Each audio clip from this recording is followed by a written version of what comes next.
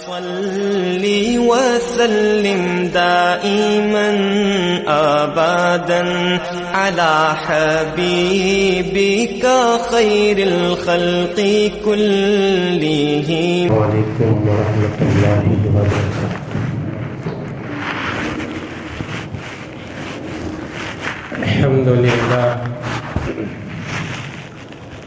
الحمد لله رب العالمين، نحمده ونستعينه ونستغفره ونؤمن به ونتوكل عليه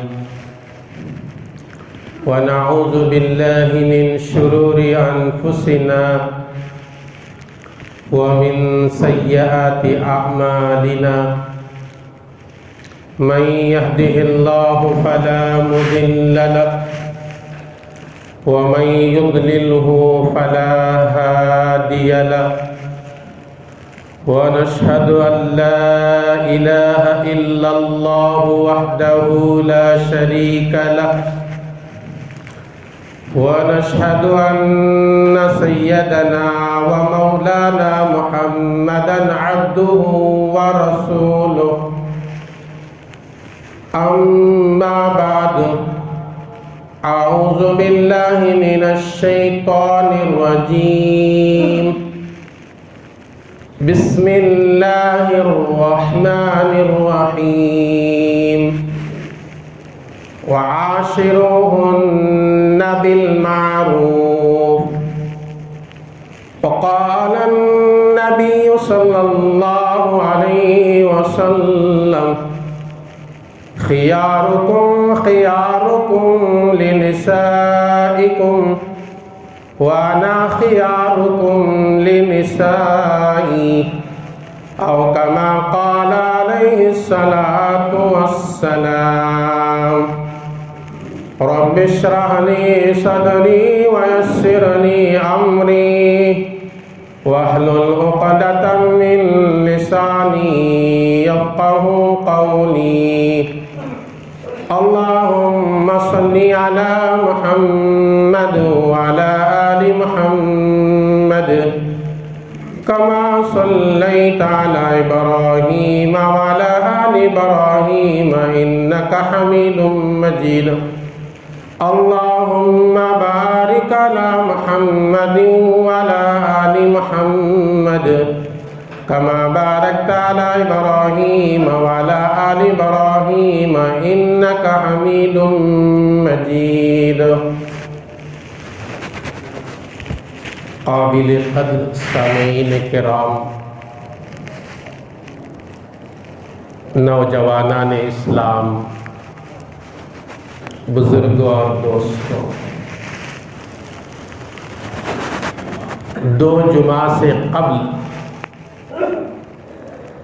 یہ بات ہم لوگوں کے سامنے پہنچی قرآن و احادیث کے روشنی میں، عورت پردہ کرنے کے لائق ہے، اور عورت کا مقام جب ہی باقی رہتا ہے جب تک وہ پردے میں رہتی ہے. اور حجاب کا مسئلہ، اس کے متعلق کچھ باتیں ہم لوگوں کے سامنے آئی تھیں. قرآن کریم میں اللہ تبارک و تعالی نے 2 قسم کے حقوق بیان کیے ہیں. ایک کا نام ہے حقوق اللہ، اللہ کے حقوق. دوسرے کا نام ہے حقوق العباد، بندوں کے حقوق. ان دونوں کے اوپر عمل کرنا ایک مومن کے لیے ضروری ہے، فرض عین ہے. اگر کوئی مومن مسلمان اللہ کے حقوق ادا کرتا ہے، لوگوں کے حقوق ادا نہیں کرتا، وہ ادھورا مسلمان ہے. اور کوئی اللہ کے حقوق کا پورا پامال کر دیا، چھوڑ دیا، بندوں کے حقوق ادا کر رہا ہے، تو اس کا بھی ایمان ناقص ہے. تو لوگوں کے حقوق میں بہترین اور بہت اعلیٰ حق یہ کہ بیوی کا بھی ایک حق ہوتا ہے. عورت ذات کو اسلام آنے سے پہلے، قرآن کریم آنے سے پہلے، پیارے آقا کو اللہ نبی بنانے سے پہلے عورت کو بالکل معمولی سمجھا جاتا تھا. بعض لوگوں کا خیال تھا کہ یہ عورت انسانوں میں شمار نہیں بلکہ دوسری کوئی اور مخلوق تسلیم کرتی تھی. عورتوں پر ظلم ہوتا تھا. اللہ کے نبی صلی اللہ علیہ وسلم آئے تو اسلام آیا تو بتایا گیا کہ عورت نفرت کرنے کی چیز نہیں، عورت محبت کرنے والی چیز ہے. اگر عورت ماں ہے تو اس کے قدموں کے نیچے جنت ہے.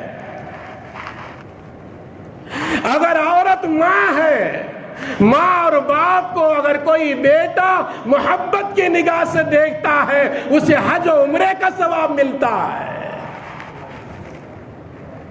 اگر ماں کے علاوہ اگر عورت بیٹی کی شکل میں ہے تو میرے نبی نے فرمایا جو مسلمان 2 بیٹیوں کی پرورش کرے یہاں تک کہ وہ جوان ہو جائے، جوان ہونے کے بعد ایک بہتر سے بہتر دیکھ کر اس کا نکاح کر دے،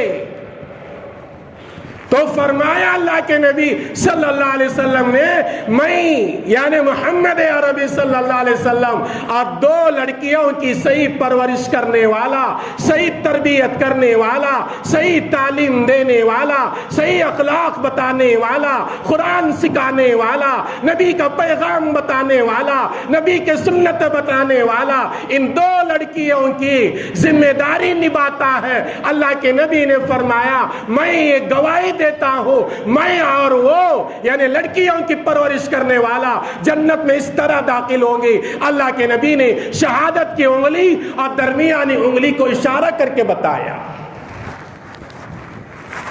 عورت کی ذات نفرت کرنے کی نہیں، ماں ہے تو اس کے قدموں کے نیچے جنت ہے، بیٹی ہے اس کی پرورش تم نے کیا اور یہاں تک کہ اس کی شادی تم نے کر لیا اور ان کی صحیح تربیت کر لیا تو فرمایا 2 لڑکیاں کا تم نے یہ کام کر دیا تمہارے لیے بھی جنت. اور ایک روایت میں موجود ہے ایک صحابی کھڑے ہوئے اور اللہ کے نبی صلی اللہ علیہ وسلم اگر کسی کے گھر میں ایک بیٹی ہو اور اس نے صحیح تربیت کیا، پالا پوسا، لڑکوں کے درمیان میں رکھتے ہوئے ناانصافی کا معاملہ نہیں کیا، قرآن و حدیث کی تعلیم دیا اور جوان ہو جانے پر نکاح کیا، کیا اس کے لیے بھی یہ خوشخبری ہے؟ میرے نبی صلی اللہ علیہ وسلم کی رحمت جوش میں آئی. اللہ کے نبی نے فرمایا ہاں اگر ایک لڑکی کے ساتھ بھی اگر کوئی ایمان والا یہ معاملہ کرتا ہے وہ بھی جنتی. تو عورتوں کے لیے یہ معمولی نہ سمجھو کہ یہ سن پہ نازک ہے ان پر ظلم کرنے سے چلے گا، نہیں. قرآن کریم میں اللہ تبارک و تعالیٰ نے قرآن کریم کا 4واں پارہ سورہ نمبر 4 سورہ نساء آیت نمبر 19 کے اندر اللہ تبارک و تعالیٰ ارشاد فرماتے ہیں وَعَاشِرُوهُنَّ بِالْمَعْرُوفِ، اے لوگوں عورتوں کے ساتھ معروف طریقے سے پیش آؤ، اچھے طریقے سے پیش آؤ، ان پر ظلم نہ کرو، ان کے اندر ناانصافی نہ کرو. عورت کا بہت بڑا حق ہوتا ہے، وہ عورت کسی اور خاندان میں پلنے والی، بچپن سے لے کر جوانی کسی اور گھر میں زندگی گزارنے والی، نکاح کے 2 بول میں میں نے اس کو شوہر قبول کر لیا وہ ہمارے گھر کو آ جاتی ہے. وہ ہمارے ساتھ زندگی نبھانے والی بن جاتی ہے، اس کا بڑا احسان ہم پر ہوتا ہے، اس لیے ہم اس پر ظلم کبھی نہیں کرنا چاہیے۔ حضور اکرم صلی اللہ علیہ وسلم نے ارشاد فرمایا، بہترین بیوی وہ ہے جس کو دیکھ کر شوہر مسکرا دے، شوہر کے دل میں محبت پیدا ہو۔ آگے اللہ کے نبی صلی اللہ علیہ وسلم نے ارشاد فرمایا، بہترین بیوی وہ ہے جو 5 وقتی نمازیں قائم کرتی ہے اور شوہر کے مال میں اور شوہر کے امانت میں خیانت نہیں کرتی، اپنے نفس کے ساتھ کسی کے ساتھ غلط برتاؤ نہیں کرتی۔ اللہ کے نبی صلی اللہ علیہ وسلم نے فرمایا یہ بہترین عورت ہے، یہ اللہ کے نبی صلی اللہ علیہ وسلم کا فرمان ہے۔ اور عورتیں جب ہمارے گھر ہماری بیوی بن کر آتی ہے، اب ہمارا حق بنتا ہے کہ دین کی باتیں اسے سمجھائے۔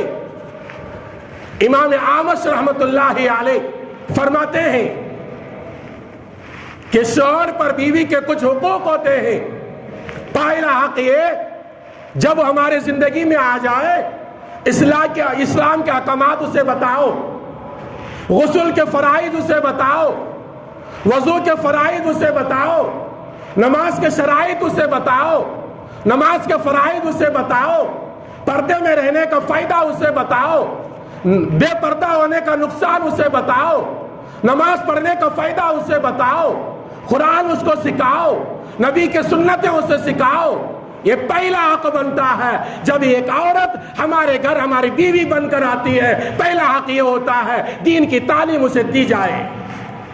امام اعمش رحمت اللہ علیہ آگے فرماتے ہیں دوسرا حق یہ بنتا ہے اللہ اور اللہ کے رسول سے محبت کرنا سکھایا جائے۔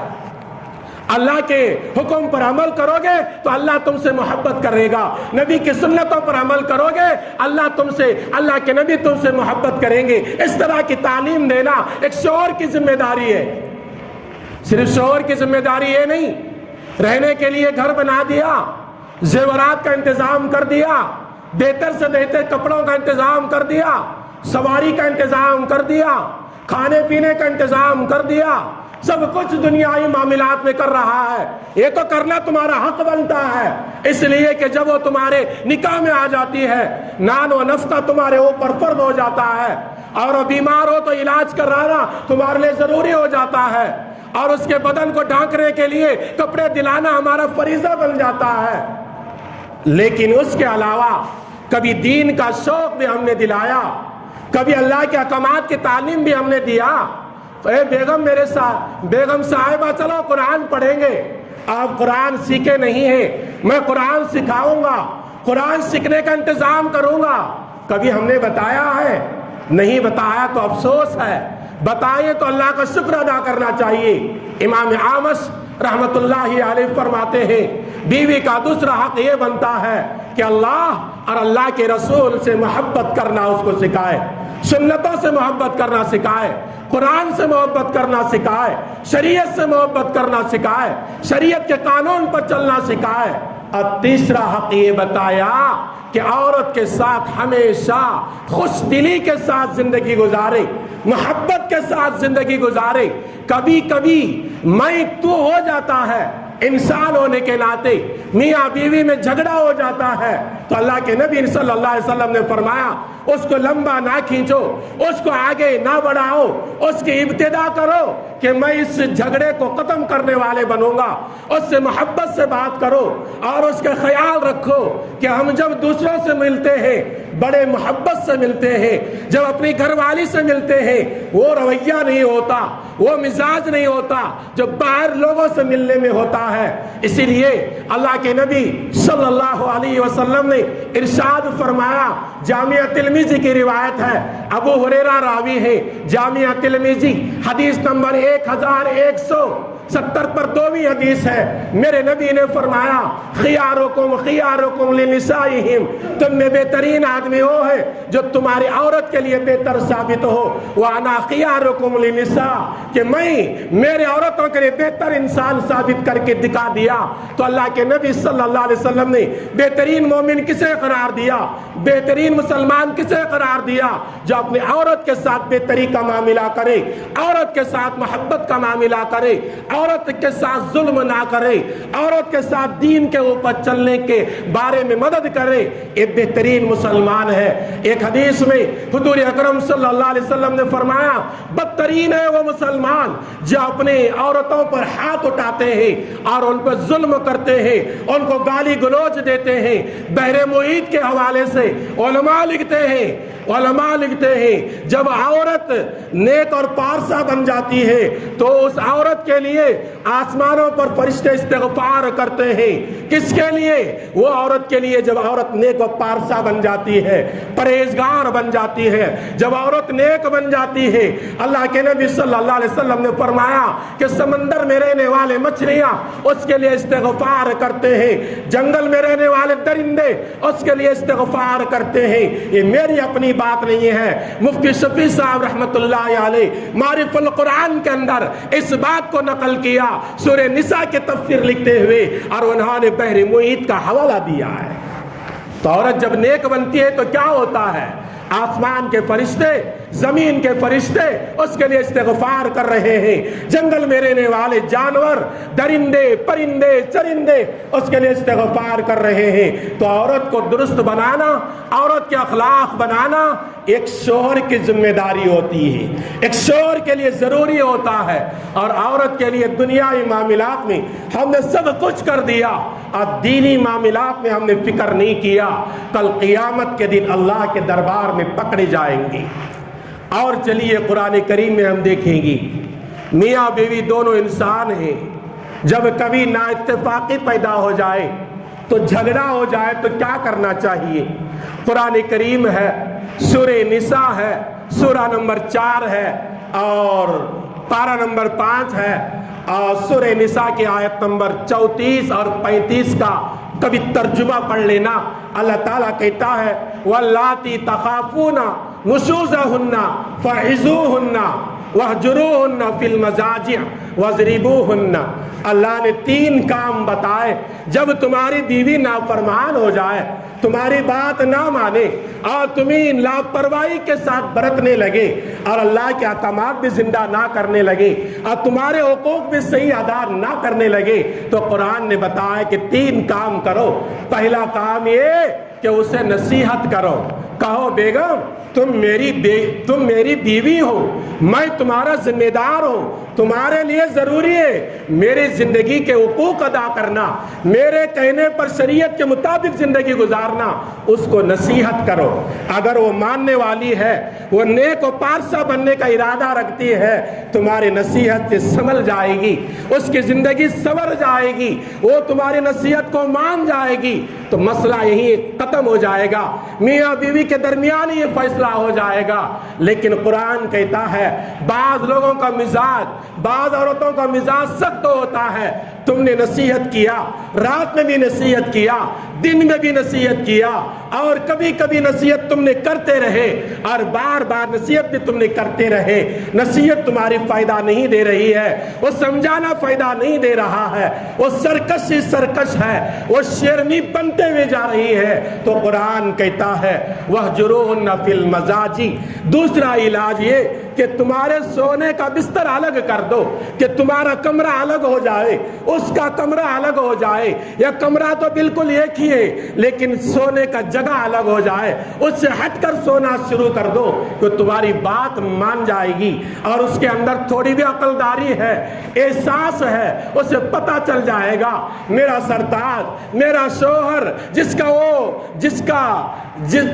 میرا وہ جو ذمہ دار ہے، میں اس کی ماتحتی میں زندگی گزار رہی ہوں، میں اس کے نکاح میں آئی ہوں، اب وہ ناراض ہو گیا ہے، میرے سے بستر بھی الگ کر لیا ہے، اب مجھے برداشت نہیں ہوتا، وہ تمہاری بات ماننے والے بن جائے گی۔ اگر بستر کے الگ کرنے پر بھی تمہاری بات نہیں مان رہی ہے، وہ نافرمان بنتے جا رہی ہے، تو قرآن کہتا تیسرا علاج ہے وَاضْرِبُوهُنَّ، اب اسے مارنے کی ضرورت پڑتی ہے، تھوڑا سا مار لیا کرو۔ مار تو کیسے مارے؟ میرے نبی کے اخلاق دیکھیے، میرے نبی کی تعلیم دیکھیے، میرے نبی نے چھوٹے چھوٹے مسائل کو بتا دیا۔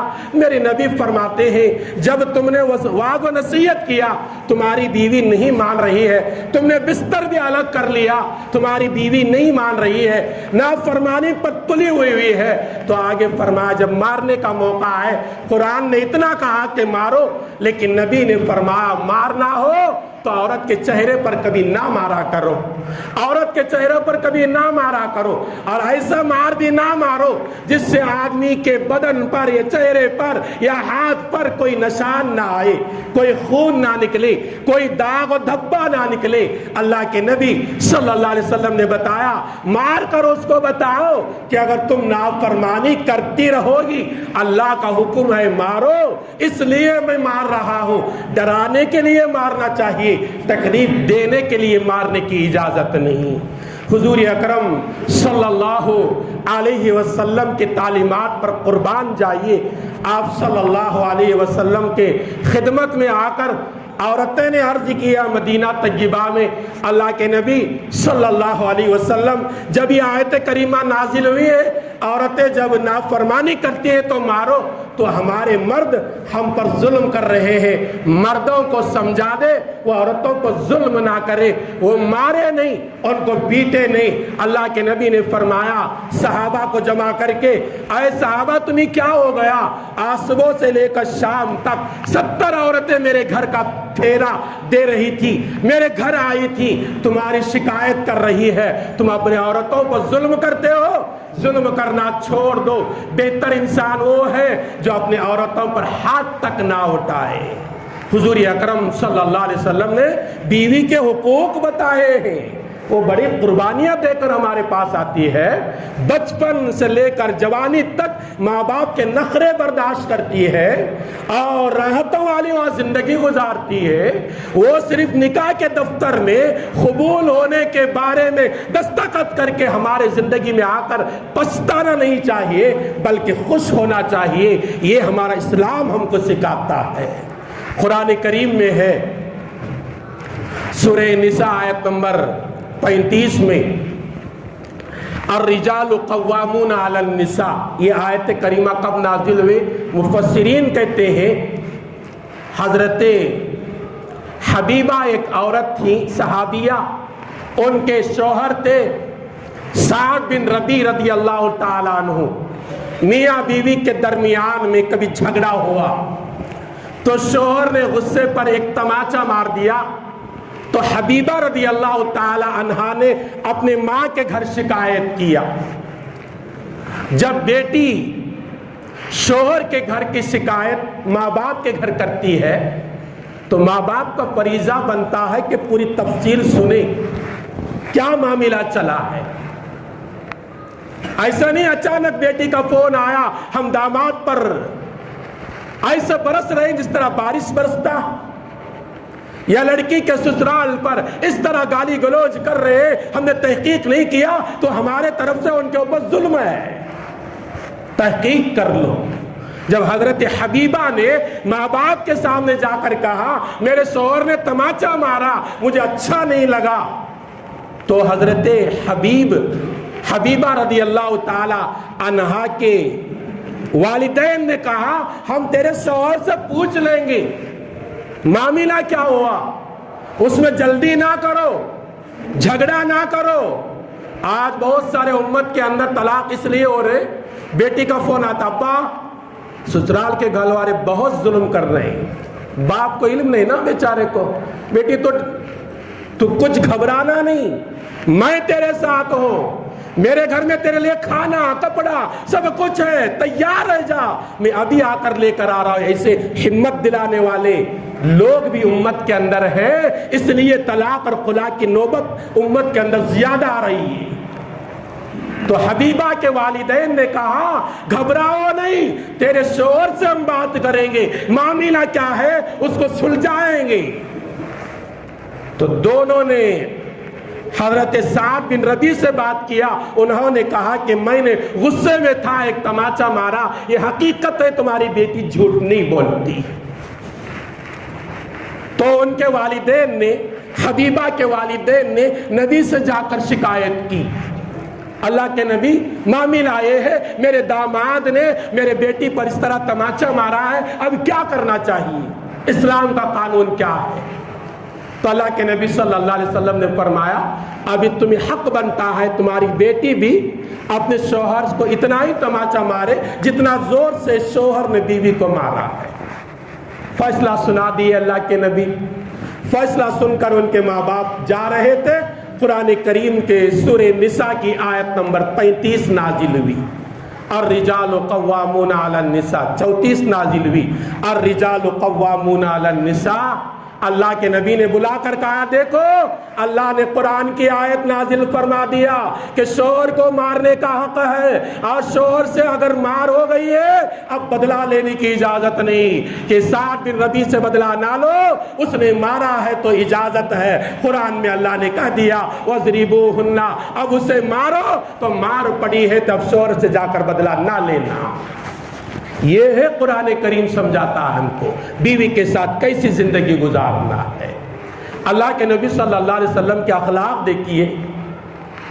اللہ کے نبی صلی اللہ علیہ وسلم اپنی بیویوں کا کتنا خیال رکھتے تھے.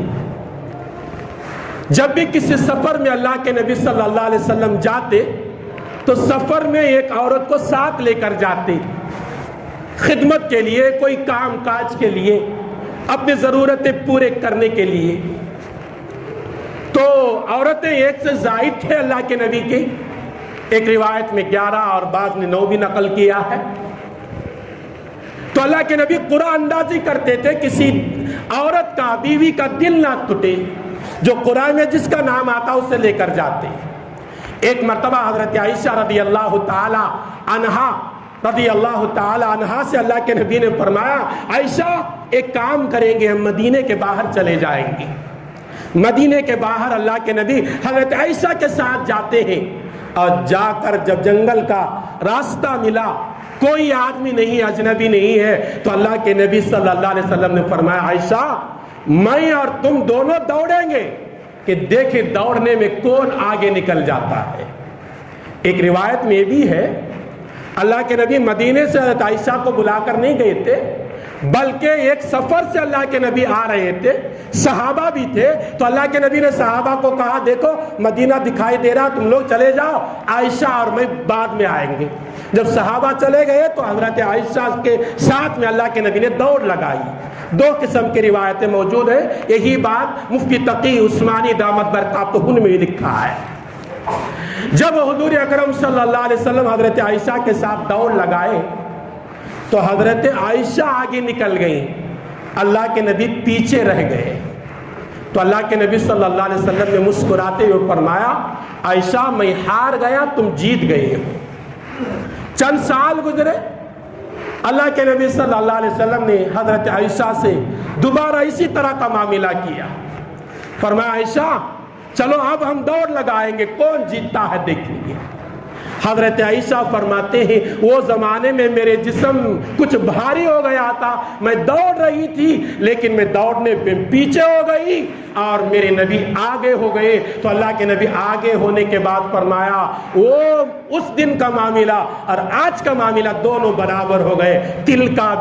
تل کا اللہ کے نبی کے کچھ ایسے الفاظ ہیں, اللہ کے نبی نے فرمایا وہ دن کا معاملہ آج کا معاملہ دونوں کا برابر ہوا, نہ تم ناراض ہو نہ میں ناراض ہوں. ایک دن تم جیت گئے تھے, آج میں جیت گیا ہوں. وہ دن میں ہارا تھا, میں ناراض نہیں ہوا, آج تم ہار گئے ہو, آج ناراض ہونے کی ضرورت نہیں. مفتی تقی عثمانی دامت برکاتہم لکھتے ہیں میرے نبی نے پہلی مرتبہ جو پیچھے ہوئے وہ میرے نبی جان کر پیچھے ہوئے تھے, جان بوجھ کر پیچھے ہوئے تھے. عائشہ آگے چلے جائے, عائشہ کو خوشی ہو, میری بیوی کو خوشی ہو جانا یہ بہت بڑی عبادت ہے. حالانکہ اللہ کے نبی کو طاقت تو اللہ تعالیٰ 40 نوجوانوں کے اندر جتنی طاقت ہوتی ہے اس سے بھی زیادہ طاقت اللہ نے میرے نبی کے اندر رکھا تھا. تو بھاگنے میں اللہ کے نبی حضرت عائشہ سے کیسے پیچھے ہوں گے؟ اللہ کے نبی نے جان بوجھ کر پیچھے ہوئے تاکہ عورت کا دل جوئی ہو جائے، عورت کا دل خوش ہو جائے۔ تو عورتوں کو خوش کرنے کے کام کیجیے، جائز حدود میں رہ کر، ایسا نہیں عورت مانگ کر رہی ہے ناجائز چیزوں کی، نہیں، اجازت نہیں، وہاں اجازت نہیں ہے۔ چلو میری عورت مانگ کر رہی ہے، میں اسے خوش کرنا ہو، میں اسے جینس بھی پہناؤں گا، اس کے بال بھی کٹاؤں گا، اسے بے پردہ بھی گھماؤں گا، اب یہاں تجھے اجازت نہیں۔ کیوں؟ یہ اللہ کی نافرمانی ہو رہی۔ اللہ کے حدود میں رہ کر، اللہ کے قانون کے حدود میں رہ کر جائز خواہشات اس کے پوری کیجئے اور اس کے اندر عیب تلاشی نہ کیجئے۔ کوئی بھی انسان، کوئی بھی عورت دنیا میں عیب سے خالی نہیں، ہر آدمی کے اندر کچھ نہ کچھ عیب رہتا ہے اور عیب کے ساتھ اچھائی بھی رہتی ہے۔ مفتی شفیع صاحب رحمت اللہ علیہ نے ایک شعر کہا، کوئی چیز نکمی نہیں ہے دنیا میں، کوئی چیز نکمی نہیں ہے دنیا میں، اور کوئی خراب نہیں ہے قدرت کے کارخانے میں۔ یہ دنیا کے اندر اللہ نے جتنے انسانوں کو بنایا اور جتنی مخلوق کو بنایا، وہ کسی کے اندر کوئی برائی، صرف برائی برائی ہو ایسا نہیں، برائی کے اندر اچھائی بھی ہوتی ہے۔ ہم ہمارے عورتوں کو صرف برائی دیکھیں گے تو نفرتیں پیدا ہوں گی، وہاں برائی کے بازو رکھ کر اس کی اچھائی کو دیکھو، جب محبت پیدا ہوگی۔ آئیے اللہ سے دعا کریں گے، پروردگار عالم مجھے بھی اور میرے تمام بھائیوں کو بھی اپنی بیویوں کے صحیح حقوق ادا کرنے کی توفیق عطا فرمائے۔ آمین۔ وآخر دعوانا ان الحمد للہ رب العالمین۔